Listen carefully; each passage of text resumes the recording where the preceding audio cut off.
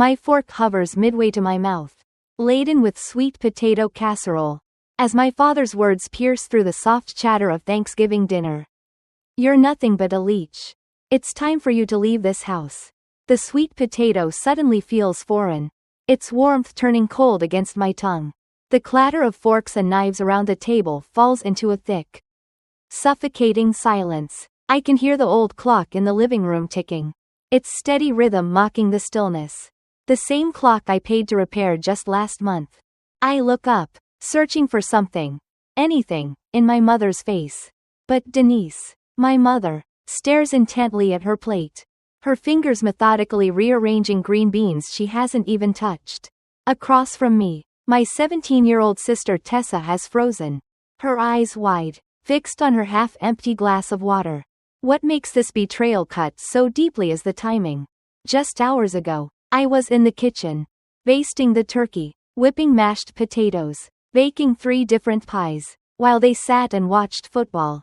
I had even shared the good news about my promotion at work just 20 minutes ago. Now, as the steam rises from the food I prepared, my father is declaring me unwelcome in this house. The irony doesn't escape me. My name is on the electric bill that keeps the lights on, the water bill that fills the glasses in front of us, the grocery receipts for every bite of food on this table, and the insurance statement that covered my mother's doctor's visit last week. And yet, somehow, I'm the burden. 3 months ago, when Mom lost her job at the accounting firm, I stepped in without hesitation. The bills piled up faster than Frank's part-time work at the hardware store could cover. So I paid for everything else: utilities, groceries, car insurance, even my mother's medical expenses. Each month, more and more accounts were transferred to my name. As my responsibilities grew, Dad pulled further away. His signature, once required for everything in this household, became irrelevant. His authority diminished, and with it, any semblance of the man I once knew. 2 weeks ago, I overheard him talking to Mr. Simmons next door, his voice carrying through the open kitchen window. "It's not right," he said, leaning against the fence. "A man losing control of his own household. She acts like she owns the place now." I didn't realize he meant me until I heard him say my name. Now, as I sit at this table, my father stares at me, his jaw clenched tight, expecting tears or protests. Instead, I simply continue eating. The sweet potato casserole tastes like cardboard, but I chew it methodically, swallowing and taking another bite. "Did you hear what I said?" His voice rises, thick with irritation. "You need to be out by the weekend." My hands tremble, but not from fear. It's something deeper, something shifting inside me. I set down my fork, place my napkin neatly beside my plate, and meet his gaze. "I understand perfectly," I say, my voice calm, steady. 3 words, hanging in the air, almost thoughtful, not tearful, not angry, just calm. Frank blinks, clearly thrown by my composure. The silence stretches until Mom finally speaks. But not to defend me. "Blair," she says, her voice soft and hurried, "you'll still pay the medical insurance this month, right? I have that appointment on Tuesday."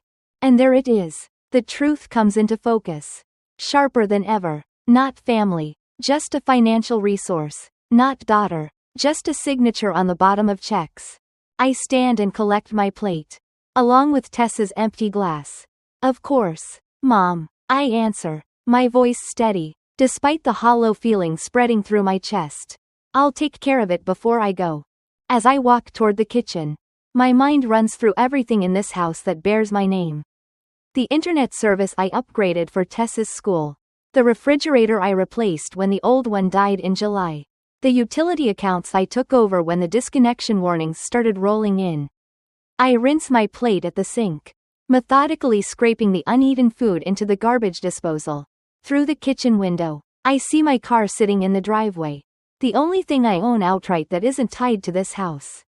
At least I'll have that when I leave. Behind me, I hear Tessa's chair scrape against the floor as she brings her plate to the kitchen. She doesn't meet my eyes as she places it beside the sink, but her fingertips brush against my wrist for the briefest moment. It's the closest thing to support I've felt in months.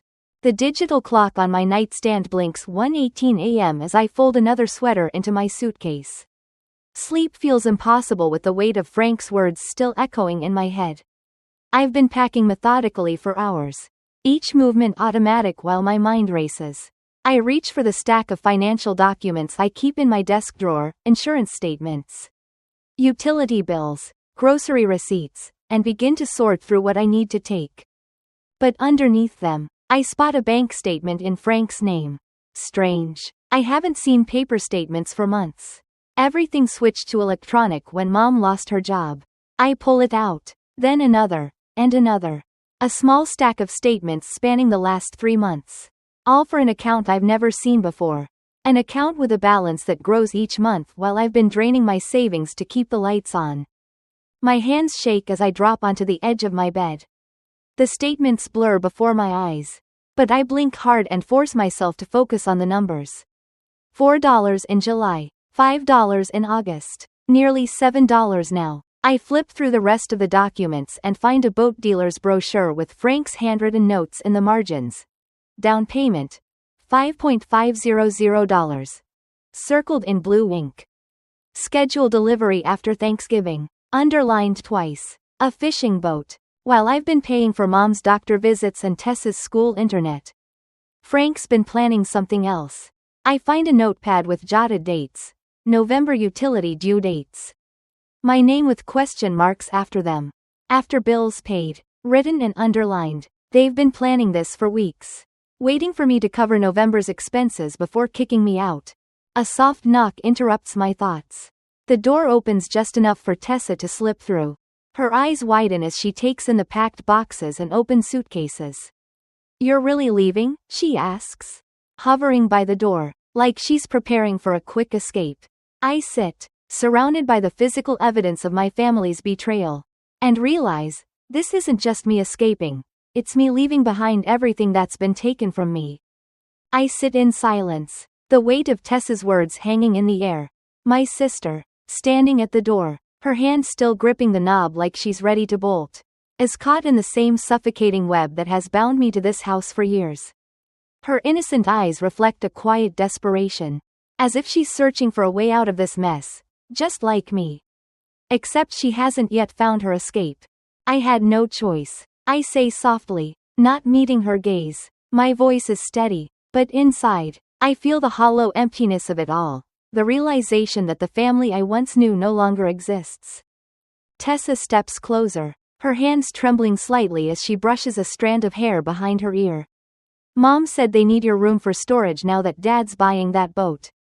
Her voice drops to almost a whisper, the words slipping out like a confession, like something she's held onto for far too long. A fishing boat, the one he's been planning to buy while I've been footing the bill for everything. It hits me like a sucker punch. A cold, brutal blow to my already fragile sense of self. He had already set his sights on it. Everything, my efforts, my sacrifices, were nothing more than stepping stones for his selfish desires.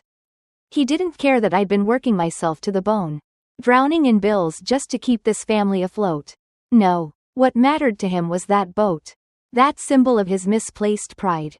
"Boat?" I whisper, almost incredulously. "You knew?" Tessa's eyes fill with tears. But she doesn't look away. She nods, the weight of guilt hanging heavily in her shoulders. "I overheard them talking about it. About how they'd wait until after you paid the bills for November. How they'd get rid of you after you covered everything." She swallows hard, biting back a sob. "I was scared to tell you. Dad said anyone who warned you would be next." My mind spins, the betrayal sinking deeper, the pain raw and unbearable. This isn't just my father's doing. It's my mother's too. How could she let this happen? How could she, of all people, stand by and let me carry the weight of this household, only to turn on me when I needed her most? I look at Tessa, her face crumpling under the pressure. And I want to scream. I want to lash out at her. To tell her she could have stopped this. But the truth is, she's just as much a victim as I am. We were both trapped in this twisted game of manipulation. And she's still too young to see it for what it is. The fear in her eyes. The shame. The guilt. It's all a reflection of what they've done to both of us. There's more. Tessa continues, her voice barely above a whisper. Those medical appointments Mom's been going to? The ones you've been paying for with your insurance? Last week, she came home with her lips all puffy. She told Dad the doctor said she couldn't drink through a straw for 2 days. I freeze. The room tilts slightly as I process the words. What do you mean? Was it a checkup? Tessa's voice is laced with disbelief. It wasn't a checkup, Blair. It was fillers. I don't know whether to laugh or cry. I've been living on a shoestring budget. Eating ramen noodles 3 times a week. All while my mother, my mother, was using my insurance to get cosmetic procedures. I've been starving myself to make sure we could stay afloat. And she's been using my money to inflate her own vanity. Fillers. I repeat, my voice barely a whisper. She's been getting fillers while I've been paying for everything.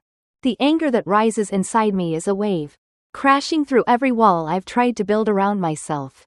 I pull out my phone and check my bank balance. $763.42. Just 3 months ago, I had over $9 saved. This is what's left. After all of it, the endless bills, the sacrifices, the emotional toll, I have less than $1,000. If I had stayed even 1 more month, I say, my voice breaking slightly, I'd have nothing left. Tessa looks at me, her face filled with sorrow. Blair, if you try to take any furniture, he'll report you for theft. Even the stuff you bought. Of course, he would. Of course, Frank would use any excuse to tighten his control. To make sure I had nothing when I left. The desk I bought when I started working from home during the pandemic. The bookshelf I assembled myself. The bedding I bought with my first paycheck. It was all mine, all paid for by me. But Frank would never see it that way. Of course he would. I mutter under my breath. I glance around the room at the pieces of carefully curated. The desk, the refrigerator, Tessa's laptop, the living room carpet. These are all things I've paid for. Things I've worked for, and I know that without them, I wouldn't have anything to take with me. But that's not the most pressing issue. I need to get out. I need to secure housing. To protect the little I have left before it all slips away. I reach under my bed and pull out a shoebox. Inside are receipts for everything I've purchased for the house, organized. Dated, with my credit card statements attached. The desk, the new refrigerator, Tessa's laptop, the living room carpet, even utility bills with my name clearly listed as the account holder. Proof that I'm not crazy. Proof that I've been carrying this household while they planned their next move. Tessa watches me sort through the receipts. Her expression unreadable. Blair? She asks softly. Yes? What would you do in my place? Her question hangs in the air, loaded with vulnerability. If you had to choose between standing up for what's right and keeping peace in the only home you've ever known, what would you do? As I continue sorting through the papers, I realize that the choice isn't as simple as it seems. If I stand up for myself, I'll expose the lies, the manipulation, the betrayal, but that would mean a confrontation. One that could ruin whatever fragile connection remains between us. If I leave quietly, it would avoid the fight. But it wouldn't stop the pain. What would you do when the people who are supposed to love you unconditionally have proven they only value what you provide? The thought lingers as I stare at the stack of receipts. I don't have an easy answer for Tessa, and the truth is, I don't have one for myself either. 3 days later, during my lunch break at the part-time job I barely have time for anymore. The phone rings. It's Aunt Phyllis. Her voice crackles through the receiver. Every word a slap across my face. Honestly, Blair, I never thought you'd abandon your parents when they needed you most. I grip the phone tighter. My knuckles whitening. 3 days since Thanksgiving. And Frank has already spun his version of events for the rest of the family to consume. The narrative they've built, one where I'm the villain, the ungrateful daughter, has taken root. And I can already feel the judgment creeping in. Did Dad mention he kicked me out? I ask, trying to keep my voice level, though it's shaky with the fury I can feel building inside me. He said you left them high and dry after a little disagreement. Aunt Phyllis responds, her tone heavy with judgment. Like I'm the one who did something wrong. They're organizing a family meeting at my house this weekend to discuss your behavior. Of course, they are. A public forum where they control the narrative. Where they get to paint me as the bad guy. I should have known. I try to bite back the rage bubbling up inside me. The frustration of having my family's dysfunction on display for everyone to see. I'm sure they are, I say, my voice flat and resigned. Before she can say anything else, I hang up. The call ends, but the weight of their manipulation lingers. That night, I end up at Drew's apartment.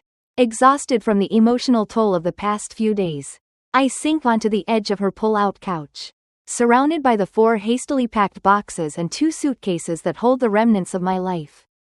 The rest of my things, everything I couldn't fit in this small space, wait in my car downstairs. I glance around the room, my chest tightening, my entire life, everything I've ever worked for, reduced to these few boxes. 25 years of memories, of sacrifice. Now packed away, out of sight, out of mind. My phone buzzes again, and I see another text from a cousin who's heard the story of how I broke Mom's heart. I don't even bother opening it. The constant barrage of messages is creating a new kind of anxiety. One that's tethered to my phone. To the idea that someone else in my family might take a swing at me. Every notification feels like an attack. Each ping of my phone ratcheting up the tension in my chest. When Drew gets home from her shift at the hospital, she finds me sitting on the floor, surrounded by paperwork. I've been at it for hours, sorting through the financial mess I'm trying to untangle. The weight of the responsibility, of trying to fix everything they've broken, is suffocating. I barely register when she drops her bag by the door. Operation Financial Freedom? Going well? She asks. A playful edge to her voice. But when she sees the stack of bills and receipts in front of me, she softens, sitting down beside me. Almost done, I mutter, tapping my pen against a notebook full of account numbers. I've cancelled the automatic payments for their utilities. I've removed myself from their cell phone plan. Called and removed my name from their internet service. The customer service representative actually laughed when I told her that.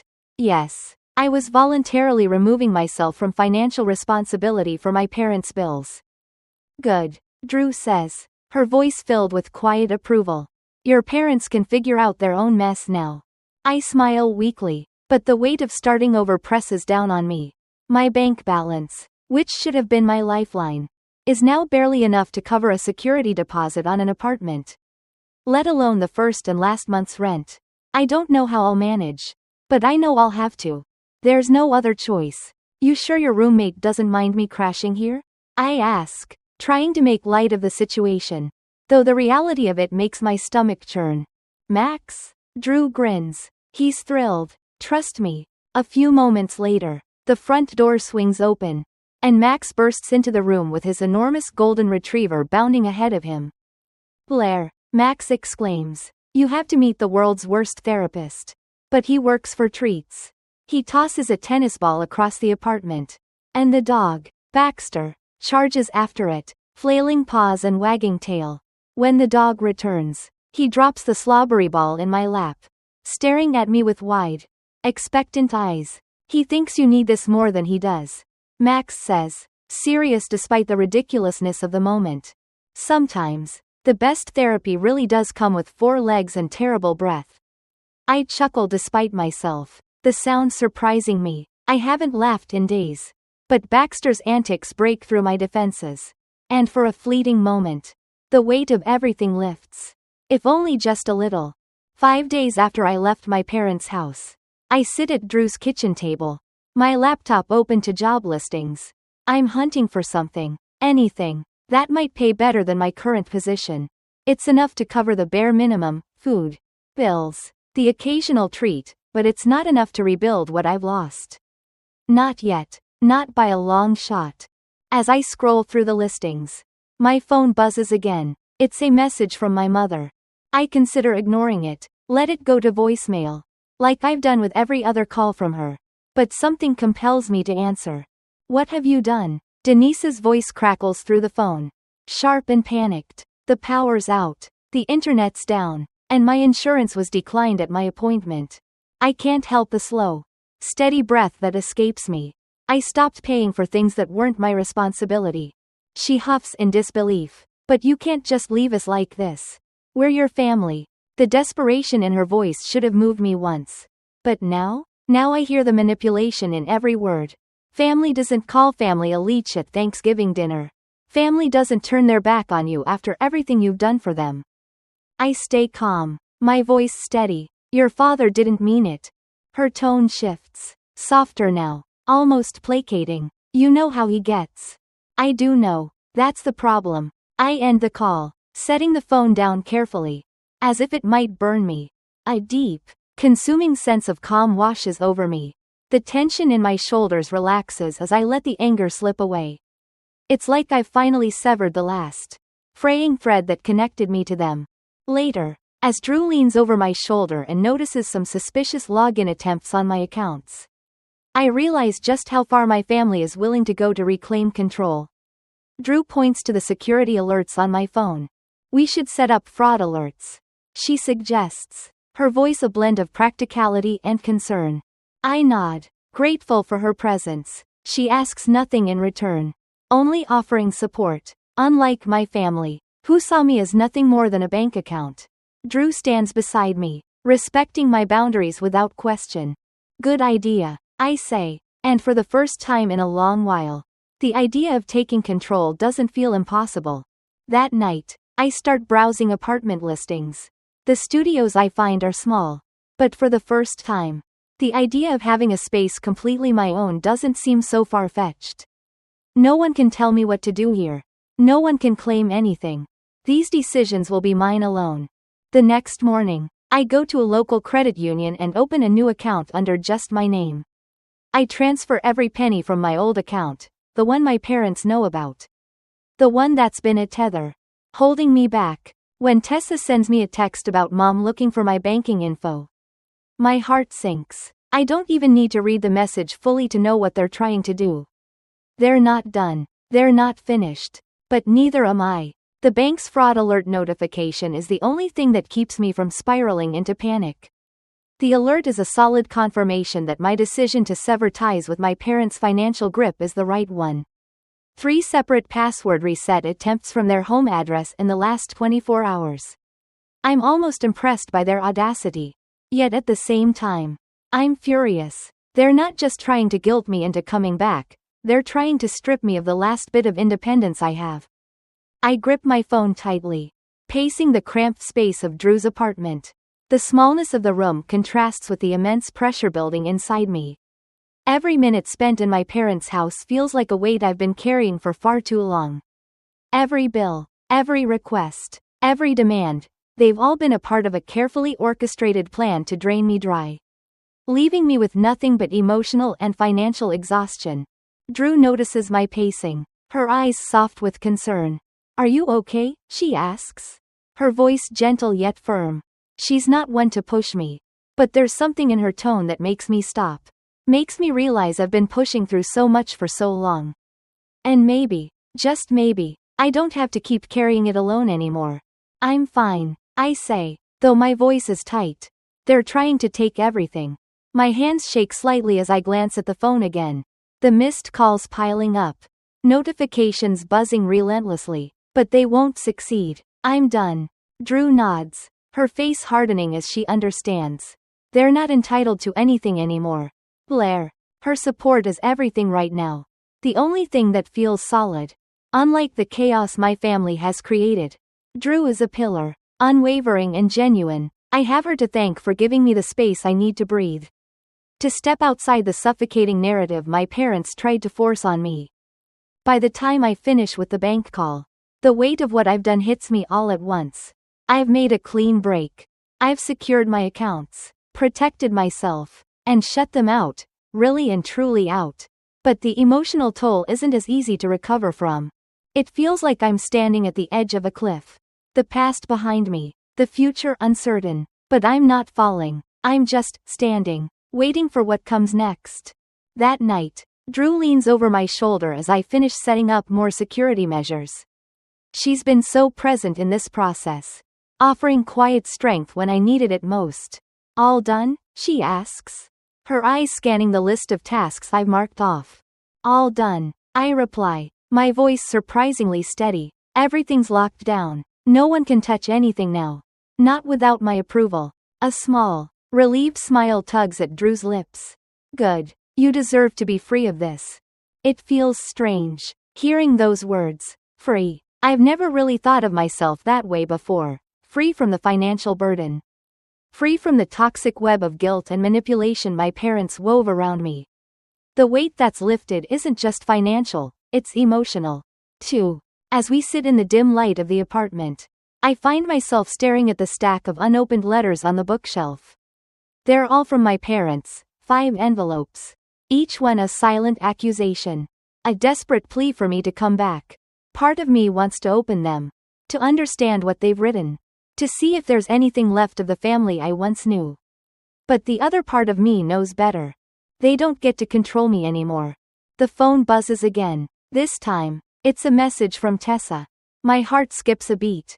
I hesitate before opening it. Tessa. Mom's looking for your banking info. Says she needs to check something. Don't trust her. I stare at the screen.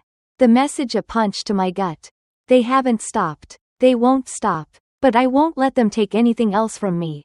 Not this time. Not anymore. Before I can respond, my phone rings again. It's my mother. Her name flashes on the screen. And I feel my stomach twist. But I don't pick up. I can't. I'm not ready to hear her voice. The one that has always been laced with manipulation. Not today. Not when I'm so close to reclaiming my own life. A few minutes later, I receive another message from Tessa. Tessa. I heard her on the phone with Parkway Pawn. She sold your laptop and camera. Got $300 for both. The anger that rises in me is fresh and fiery. I knew it. I knew they'd try to steal from me in the most underhanded way possible. They've already taken so much, my time, my energy, my money, and now they're stealing my things. Things I worked hard for. I text Tessa back quickly. Me. Do you have the receipts? The serial numbers? I already know the answer. But I need something to hold onto. Something to prove that I wasn't the one in the wrong. An hour later, Officer Williams takes my theft report with the seriousness it deserves. We go through everything, receipts, serial numbers, and the narrative I've been building to protect myself. She listens, her tone professional but kind as she assures me that they'll track down my items. Pawning someone else's property is a criminal offense. She says, her voice steady, we'll contact the shop and recover your items. For the first time in months, I feel a small sense of justice. The system, which has so often worked against me, is now working in my favor. I'm not just fighting back, I'm winning. That evening, my phone begins lighting up with calls and texts from relatives I haven't spoken to in months. Aunt Sarah is the first to message. Aunt Sarah, Blair, I'm so sorry. I had no idea things were this bad. I heard about Frank's arrest. Are you okay? The concern in her words is real. But it feels hollow. I've been painted as the villain in this family drama. And now they're scrambling to catch up with the truth. The neighbors who witnessed Frank's outburst, the people who saw the anger and heard the lies, have begun to shift the public narrative. The cracks are starting to form in the facade my parents constructed. People are finally starting to see what I've been dealing with for so long. Another text from my mother arrives. The entitlement in her words is almost laughable. Mom, I had to pawn your laptop and camera to cover the electric bill you left us with. Parkway Pawn on 4th Street. You owe me $300 plus interest. I almost laugh. I pass the phone to Drew, who reads the message and shakes her head in disbelief. The delusion is almost impressive. She mutters, handing it back. I save the message as evidence. My anger not at her audacity but at how long I let myself believe I deserved this treatment. As I finish securing the camera that will capture any future attempts to invade my boundaries, I know something has changed. This time, I'm the one watching. This time, I'm the one in control. But even now, as I press send on the final message to my mother, I'm not sure if I've made the right decision. The boundaries I've set with my family are firm. But there's still a part of me that wonders, should I leave the door open just a crack? Should I allow some kind of limited contact? Or is complete separation the healthiest choice when betrayal runs this deep? The phone vibrates again. It's my mother's name on the screen. This time, I don't hesitate. I pick up. The moment I hear my mother's voice crackling through the receiver, I feel the familiar knot of tension in my stomach. I know what's coming. The rehearsed apology. The sweet promises of change. The manipulation. I brace myself, setting the phone against my ear. Blair, Denise says, her voice trembling slightly. There's an edge of desperation there that's impossible to ignore. I've been thinking about everything. I want to propose a compromise. A compromise. The word hangs in the air like a joke. I can't believe she's using it now. After everything they've put me through. I almost laugh, but I swallow it down. What do you want? Her voice softens, the calm she always tries to project before a storm. If you drop that ridiculous theft report, you can come back home. She clears her throat, and I can hear the faint sound of the television in the background. The same game show they always watch during dinner. Your room's still exactly as you left it. We'll take care of everything. Just come back, Blair. The words cut through me. Raw and cutting. She's offering me the one thing I've longed for, acceptance. Love. A place to call home. But it's a lie. A manipulation wrapped in a pretty package. A chance for her to regain control. To keep me under her thumb. I don't say anything at first. I just let the silence stretch. The weight of her words sinking in. The anger building. You're still blaming me, I finally say, my voice low but firm. You don't get to do that anymore. Her tone shifts instantly. It's no longer soft or pleading. Now it's cold, calculating. Blair, we've been through this. Your father and I just don't know how to help you. You've been so distant, so angry. She pauses, as if considering her next words carefully. Frank and I are concerned about your state of mind lately. We've been talking with family, and they think you might be having some kind of breakdown. Everyone is worried about you. My stomach churns. The threat is clear. Drop the charges, or I'll be labeled unstable. The strategy is classic, one they've used for years. Undermine me. Make me feel like I'm the problem, so they can reclaim control. I take a slow, steady breath. I've been preparing for this moment. Even if I didn't want to. I have copies of every bill I've paid for the last 6 months. I say, my voice calm and controlled. I have bank statements showing transfers to your account. I have text messages asking me to pay for your cosmetic procedures that you claimed were medical necessities.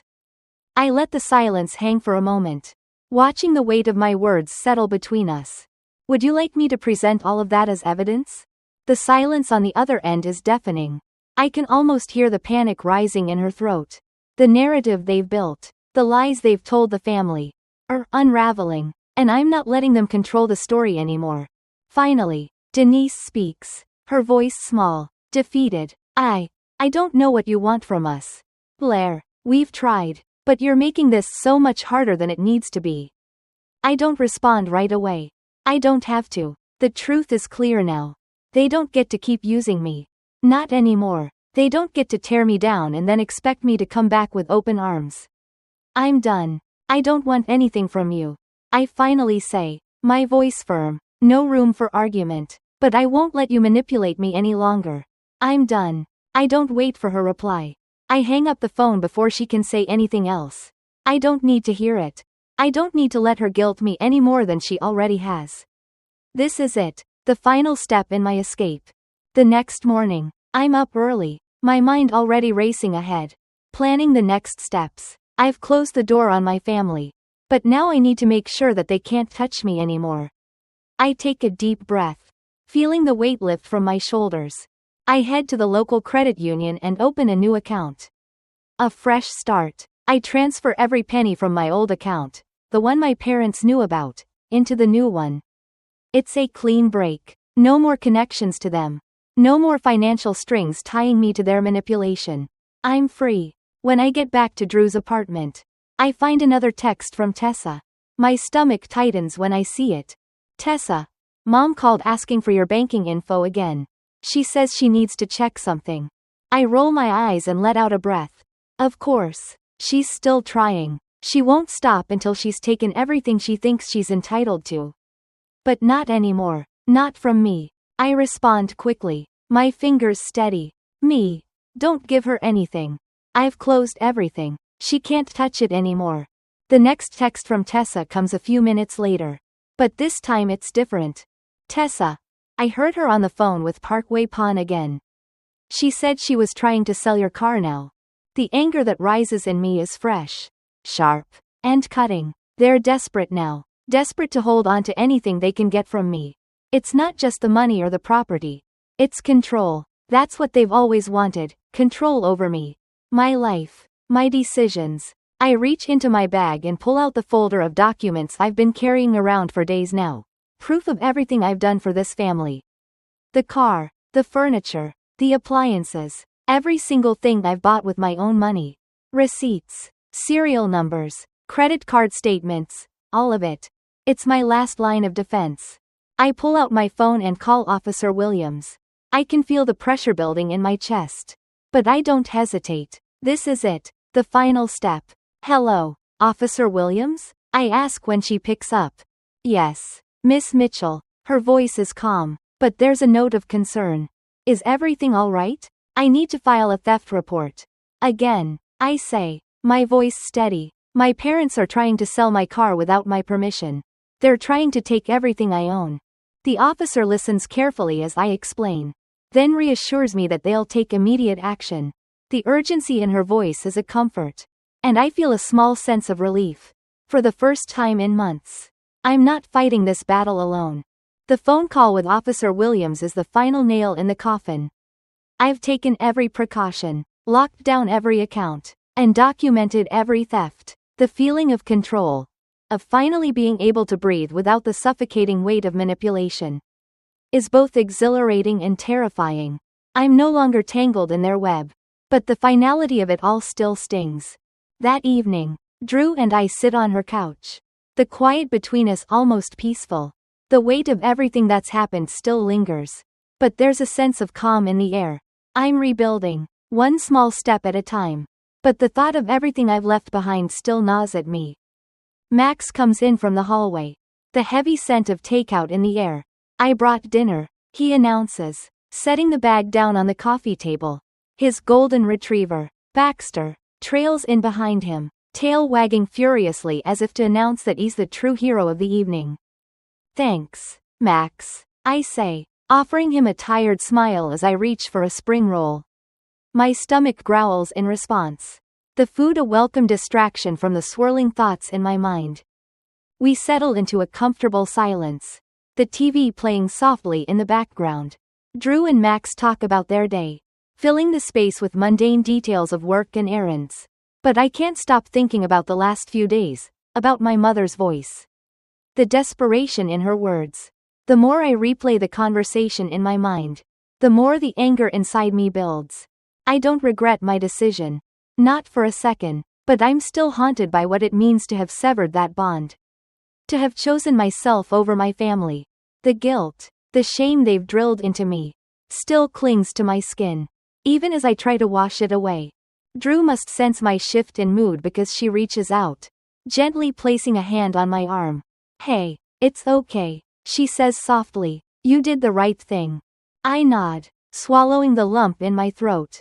I know, I keep wondering if I should have done it differently. If I should have tried harder. If I should have stayed longer. You stayed as long as you could. Blair, don't let them make you feel guilty for that. You're not responsible for their choices.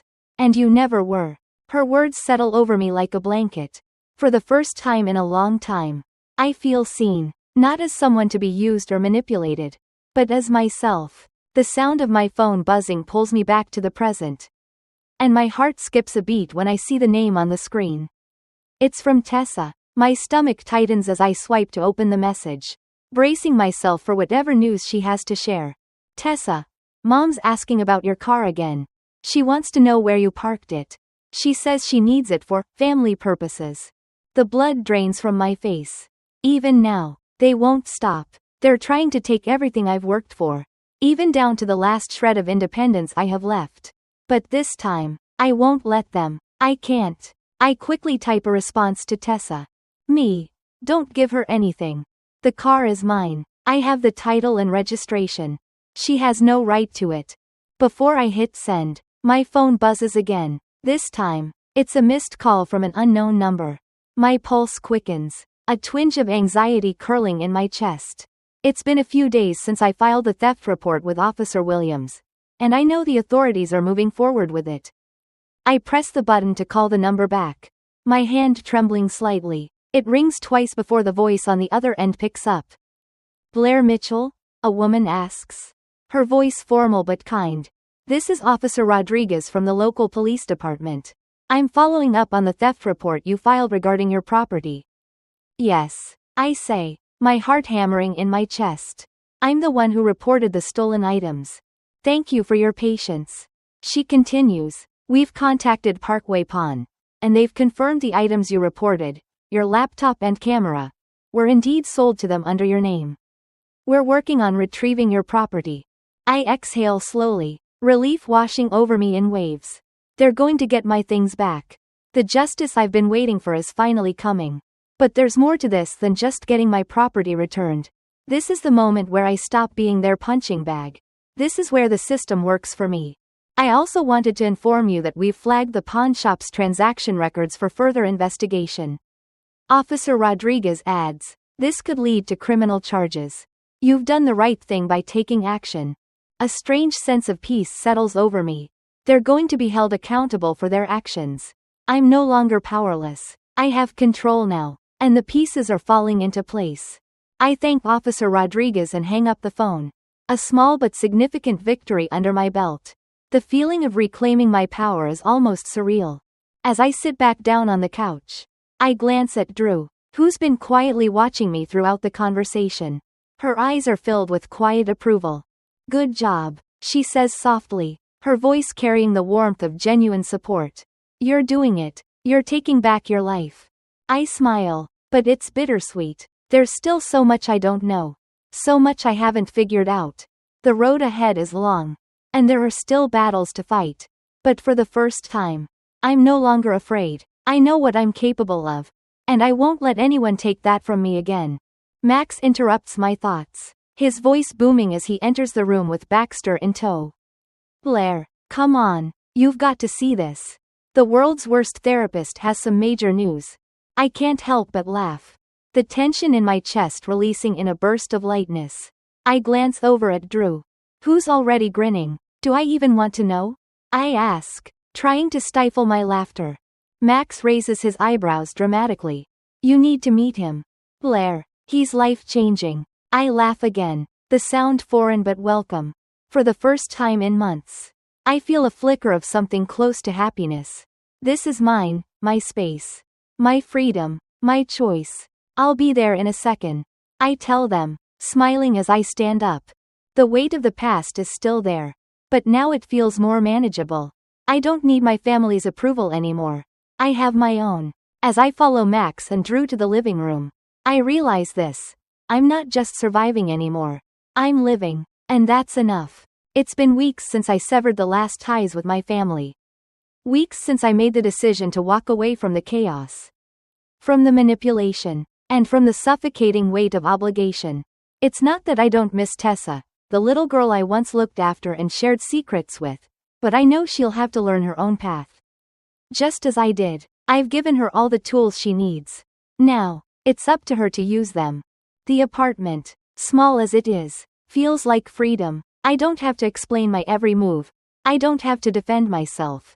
Every corner of this place has been carefully curated by my own hands. I painted the walls the exact shade of teal I wanted without hearing anyone's objections. I chose the furniture, the decor, and even the small potted plant by the window that always seems to bloom. No matter what, it's my sanctuary, and it's mine alone. But, just because the piece is settling in doesn't mean the past is forgotten. It's like a shadow, always lurking just out of sight, threatening to creep back into my life. The constant flood of texts and missed calls from relatives keeps reminding me of the family I left behind. The narrative they continue to twist to fit their needs. A message from Tessa pops up on my phone while I'm organizing a stack of bills. I hesitate before opening it, knowing full well that every message from her is another reminder of what I left behind. But I can't avoid it. Not anymore. Tessa, Blair, Mom's asking about you. She wants to know how you're doing. She says she's sorry for what happened. She wants to make things right. I freeze, my thumb hovering over the screen.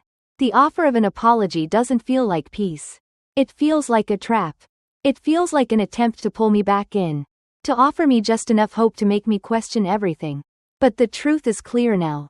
I know what I have to do. I don't want to be their lifeline anymore. I don't want to be the one to fix things. I've spent my whole life trying to hold things together. And it's never been enough. They never appreciated it, never saw the effort. But now I can see clearly. For the first time in years. And I won't fall back into that old pattern. I quickly type a response. The words coming easily now. The certainty in my voice clear through the screen. Me. I'm doing fine. I've moved on. And I think it's best if we both stay away from each other for a while. I need space to rebuild. And I think you do too. I stare at the screen for a long moment. As if waiting for her to reply. But I don't need her reply. I already know the answer. She won't understand. She'll try to guilt me into coming back. She'll try to make me feel like I'm the one who's broken. The one who's wrong. But I'm not going to play that game anymore. I set the phone down and let out a slow, steady breath. It's over. I've set the boundary. And for the first time in my life, I feel like I'm standing on my own 2 feet. Firmly. Drew walks into the living room, holding a steaming mug of coffee. Everything okay? She asks. Her eyes scanning my face with the concern only a close friend can read. Yeah, I say, smiling a little. I think it's time I let go of the past completely. She nods, sitting down next to me on the couch. Good. You deserve that, Blair. You've been through so much. It's time for you to stop carrying everyone else's weight. I exhale deeply, nodding as I look around my apartment. For the first time in a long time, I'm not worrying about what's next. I'm not stressing over the future or whether I'll be able to make ends meet. I'm here, right now, in this moment, and that's enough. Later that evening, Max shows up with Baxter, the golden retriever, who's as excited as always. He's carrying a small gift bag in his hand. Hey, Blair, he says, tossing the bag onto the table. I got something for you. Don't freak out. It's just a little something. I raise an eyebrow, curious. What is it? Max grins mischievously. Open it and see. I pull the tissue paper aside and find a small, framed photograph of me, Drew, and Max. It's from the day I moved into the apartment. Drew was holding the camera while Max was practically jumping with excitement behind me. The photo captures a moment of pure, unscripted joy. My eyes flick to Drew, who's watching me with a knowing smile. You didn't have to do this, I say, touched, the lump in my throat returning. But it's perfect. You've come a long way, Blair, Drew says, her voice soft but firm. And you deserve to remember how far you've come. This is your new beginning. And it's all yours. I swallow hard, fighting back the tears that threaten to spill. For the first time in my life, I don't feel guilty for taking something for myself. I'm not just surviving anymore. I'm living. I'm creating my own story. And it's a story that doesn't revolve around my family's mistakes, their manipulation, or their expectations. It's my story. As we all sit around the small table, enjoying the meal Max brought and laughing over the small details of the day, I realize something. I'm not alone anymore. I've found my people. My family, my chosen family, is here. They support me, and they accept me for who I am, without asking for anything in return. And as we settle into the evening, I know that, no matter what the future holds, I will always have this moment, this peace, and I will protect it with everything I've got. The months following my decision to walk away from my family are filled with quiet moments of reflection, growth, and undeniable change. I find myself starting over in ways I never expected. Each day, I wake up with a sense of freedom that I've never known. The weight of my past slowly lifting, though it still lingers in the corners of my mind. I've been adjusting to life on my own. The small studio apartment I've made my own feels like a refuge. But it's more than that, it's a symbol of what I've achieved. When I look around at the mismatched furniture, the half-painted wall I still need to finish, the plants I've started to care for with the same attention I once gave to my family's needs, I realize that these imperfections are mine. I'm not afraid of them anymore. I'm learning to embrace the things that make me feel alive, that make me feel whole. Work has been a challenge, but it's been a welcomed one. I'm focused on rebuilding my finances, Getting back to a place of stability. The job I have isn't glamorous. But it's mine, and I've fought hard for it. I'm working on creating new goals. Setting boundaries that make me feel empowered rather than drained. I've made a list, big dreams, small steps, and every day I'm checking things off. It's not perfect, but it's progress. And then, there's Drew. I never thought I'd find someone like her. Someone who sees me for who I am. Flaws and all. We've grown close. But it's not just the closeness that means the most. It's the way she allows me to just be. No expectations. No pressure. Just acceptance. The weight of family's manipulation has taught me what I want in a relationship. And Drew embodies that in the most beautiful way. We're not perfect, but we're real. And that's something I've never had before. One evening, as we sit on the couch, chatting about everything and nothing, Drew looks over at me with a smile. How do you feel about where you're at now? She asks. Her voice light, though there's a quiet understanding in her eyes. I pause, thinking carefully about my answer. My life has changed so much since that Thanksgiving dinner. Since I finally let go of everything that weighed me down. My response comes easily now. I feel free, I say, the words filling the space between us. As if they're finally coming from a place of truth. I feel like I can breathe again. Like I don't have to carry all their weight anymore. She nods, a soft smile curling on her lips. You deserve that, Blair. You've been carrying so much for so long. It's time for you to just live. I nod, letting her words wash over me. I know she's right. I've spent so long in survival mode, constantly adjusting myself to fit into the expectations of others. But now, I've reclaimed myself. I've found my voice, and it's stronger than I ever thought it could be.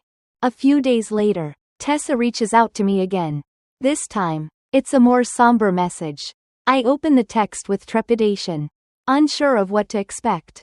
Tessa, Blair, I'm sorry for everything. I didn't know how to help you. I was scared, too. I know you needed me. And I couldn't give you what you needed. I'm sorry. Her apology hits me like a wave. I've been waiting for something like this. But I didn't know how much I needed it until now. Tessa's words aren't perfect. They aren't everything I wanted to hear. But they're real. And that's enough for me. I sit for a long time before responding. I want to be careful. To make sure I don't rush into something I'm not ready for.